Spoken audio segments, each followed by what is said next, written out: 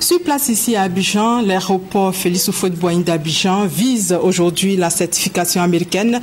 Hier, l'ambassadeur des États-Unis en Côte d'Ivoire s'est rendu sur place pour voir les progrès réalisés. Il prépare ainsi l'arrivée à Abidjan d'experts américains en charge de l'évolution du processus. C'est une étape déterminante vers l'ouverture d'une ligne directe entre la Côte d'Ivoire et les États-Unis. Lassine Bakayoko et Sylvie Touré pour plus de détails. Le centre des opérations d'urgence, le périmètre d'enregistrement, le filtrage des bagages de soute, le poste d'inspection et filtrage des passagers départ sont entre autres les zones et installations de l'aéroport d'Abidjan visitées par l'ambassadeur des États-Unis.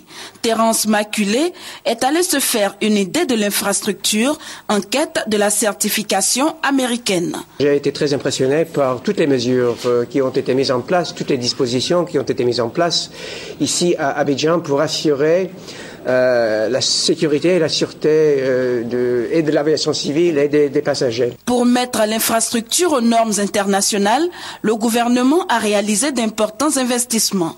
Les équipements de surveillance ont été modernisés, les instruments de sécurisation renforcés et les services aux usagers améliorés.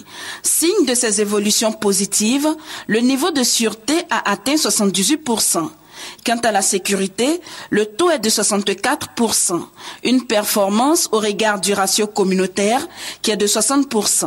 La tutelle ne cache pas son optimisme. Nous sommes en très bonne voie. Les audits, aussi bien de l'UEMOA comme de l'OACI, nous donnent d'excellents résultats. Et l'OACI étant l'organe suprême, il n'y a pas de raison qu'au niveau des autorités de l'aviation civile américaine, on ne puisse pas avoir les résultats attendus. L'ouverture du ciel américain aux avions en provenance d'Abidjan permettra d'accroître substantiellement les échanges économiques entre la Côte d'Ivoire et les États-Unis.